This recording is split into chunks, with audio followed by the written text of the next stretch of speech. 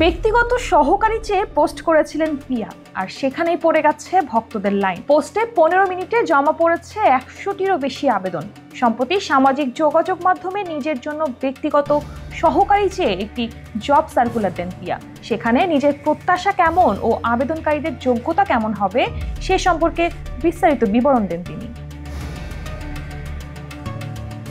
রাজনীতিবিদ থেকে বড় ব্যবসায়ী, যে কোনো ধরনের হাই প্রোফাইল ব্যক্তিত্বদের প্রয়োজন পড়ে একজন ব্যক্তিগত সহকারী কিংবা পার্সোনাল অ্যাসিস্ট্যান্ট। দেশের শোবিজ অঙ্গনও এর বাইরে নয়।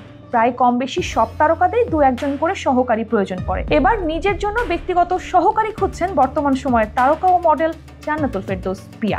শুধু তাই নয়, শোবিজের পাশাপাশি আইন পেশাতেও যুক্ত আছেন তিনি, অর্থাৎ তিনি একজন সুপ্রিম কোর্টের আইনজীবী।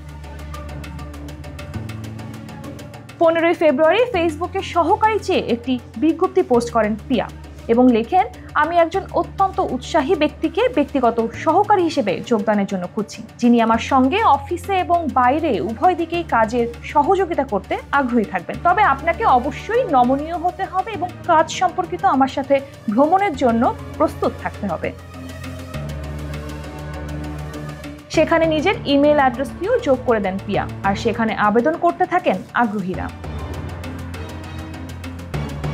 কিন্তু বিষয়টি নিয়ে এক পর্যায়ে খানিকটা বিব্রত প্রকাশ করেন পিয়া জান্নাতুল, কারণ সেই পোস্টে চাকরি প্রত্যাশীদের আগ্রহ ছিল তুলনামূলক বেশি। পিয়ার দাবি, অনেকে বেশি উৎসাহ প্রকাশ করেছেন যা অপ্রয়োজনীয়। তাদের উদ্দেশ্যে বিনীত অনুরোধ রাখেন পিয়া। পিয়া মন্তব্য ঘরে লেখেন, অনুগ্রহ করে আপনারা কাজের বিবরণটি বুঝুন। আপনি যদি ঢাকা বা ঢাকার বাইরে থাকেন তাহলে আবেদন পাঠাবেন না। 15 মিনিটে 100 আবেদন পেয়েছি। দয়া করে আপনার ও আমার উভয়ের সময় নষ্ট করবেন না।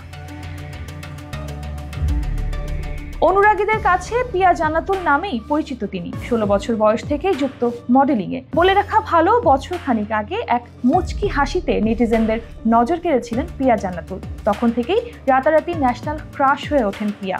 মূলত ভাইরাল সেই ভিডিওটিতে মুখ ঢেকে খানিক লাজুক অবস্থায় পিয়াকে হাসতে দেখা যায়। এ সময় তার পরনে ছিল না তেমন কোনো আকর্ষণীয় পোশাক, ছিলেন তার দাপ্তরিক পোশাক কালো গাউনেই।